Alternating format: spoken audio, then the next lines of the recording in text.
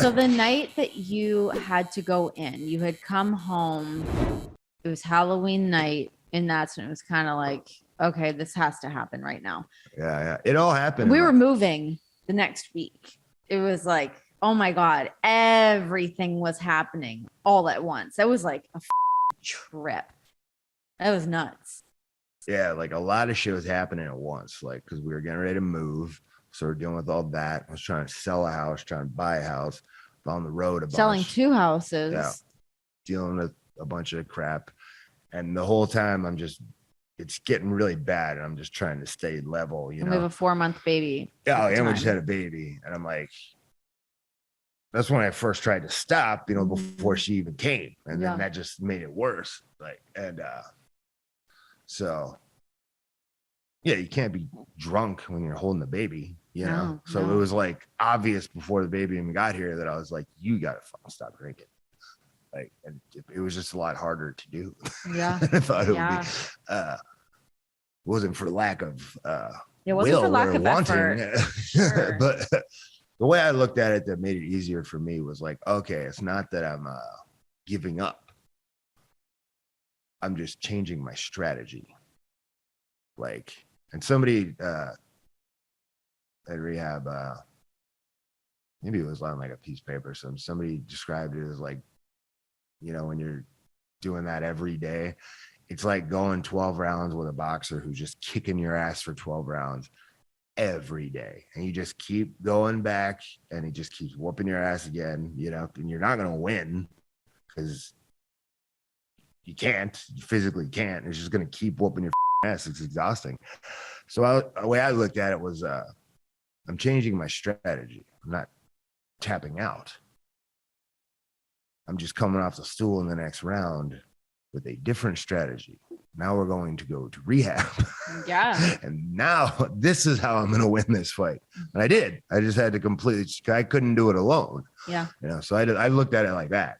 You know, like if you're losing the battle, sometimes you need to change the weapon or the strategy you're fighting the battle with, you know? So I went with a different weapon was how I looked at it. How was it for you? No, I mean, I know you weren't on your phone and I mean, you're not on social media. Those are not like a thing that are in your life anyways, but knowing that it was public information, that people knew that that's what happened. Like as much as that was a worry at first of like why you don't want to do it, because you're like, oh, I don't want to be known as that. I don't want people to look at me as like a up or an addict or a drunk or whatever. You know, I don't want that to like define me. I don't want everybody to you know, I don't want everybody I don't want to feel weird, you know, like it's embarrassing to a degree, you know, so people get their hands on it. That's beforehand.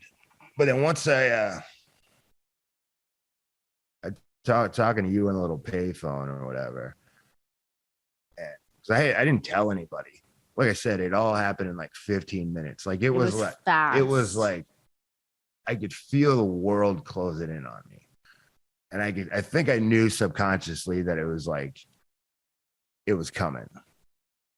I know I had this one indie show for Sammy for Wrestling Revolver. And that was the last show I did. Mm-hmm. But I was like, also, I think in the back of my mind, I was thinking, I just got to get through this pay-per-view. Then I'll be clear. But I just got to get through this pay-per-view or something. It's probably how I was thinking, maybe. But whatever I was thinking. Got through that last indie show for Sammy because I was like, I can't bail on this, you know, they're counting on me. And I think I was just like, I could feel like the world closing in on me because like people were texting me, like Eddie texted me, like, you all right or something? And I'm like, yeah, why? And I'm like, so I knew you were like talking to people. Shout out to Eddie, by the way. Eddie was honestly like one of those people that I checked. He checked in on me a lot. I was starting to feel like people were noticing whether they were or not. I knew you were, so I was like, oh, I was on you. Like I felt like the world was like closing in on me. Like and then I was in Des Moines, got on a Southwest flight. They don't serve booze on Southwest flights for some reason. Well, that was during anymore. like pandemic Yeah, I times. guess, Yeah. right. So I knew that. So I was like, well, I'm getting loaded before I get on this plane, 3-hour flight. So I was like loaded when I landed, came home. And like somewhere in there, I feel like you were already like mad at me. I don't even know. Like I could just feel the entire world closing in on me. And I was just like, I cannot go another day like this. I can't go one more day. Like it's over. And I was just like, it happened in like minutes. Yeah. I was just like, I'm going to rehab. Yeah. And you're like, okay. I call the place. I was like, it was Halloween night. I was like, I didn't tell anybody else or anything. And I was standing outside and like, I'm on the phone with them. That was so like giving them my trippy. information or like my credit card information or something. And like, Kids are walking up to me while I'm trick-or-treating. on the phone with rehab and they're like, trick or treat. I'm like, give me 1 second. I'm gonna pop a Snickers bar in here. Yeah. And they're like, well, when can you be here? I'm like, right now. They're like, cool. Called an Uber. It was maybe 10, 15 minutes away from the house. Like, yeah. An hour after I walked into the door, I was just like walking into rehab. It just was like, yeah, it was over. So, and I was probably in some kind of a stupor, for a minute. But what I was getting to with when people finding out, I don't know what kind of state of mind I was in I felt really defeated for like the first day, just like really defeated. But then I got on a little payphone thing with you and you were like, I was like, what's the deal? And I think you said, yeah, I talked to Tony and like Mega and everything is cool. They just want to know how you want to broach the subject because like I was advertised for a match. So they're like, do you want to tell people or? And it's not like you were going to be off for like a weekend.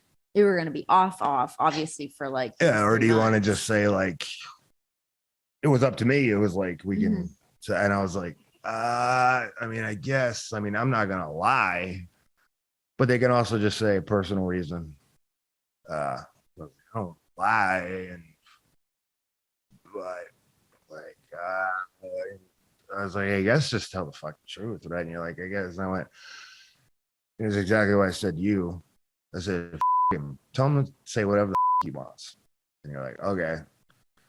Not him, I've been it. I was like, tell him to say whatever the they want. I don't care. And you're like, cool. And then like the next day I talked to you on a little phone and they're like, yeah, they just like, everybody knows.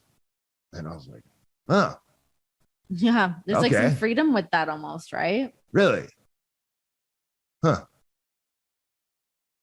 Everybody knows I'm in rehab now. And like, I don't have a phone. So like, I'm not like, I don't know what the reaction is or anything, but I knew it was out there. And then like, I think I went into like some class or group or speech or something next. Like I went into some room with people and I remember just bopping in there, like feeling really good. Like a weight had been lifted off my shoulders. I just went, oh, everybody knows. Yeah. Because this thing I've been hiding and trying to hide from people for so long. The once it's like, oh, everybody knows. And I don't care. I remember feeling the same way too. Yeah, it was just a very much like, them. I don't care. They can call me whatever they want and call me whatever names they want. I don't give a shit. I'm doing what I got to do for myself. Like, them.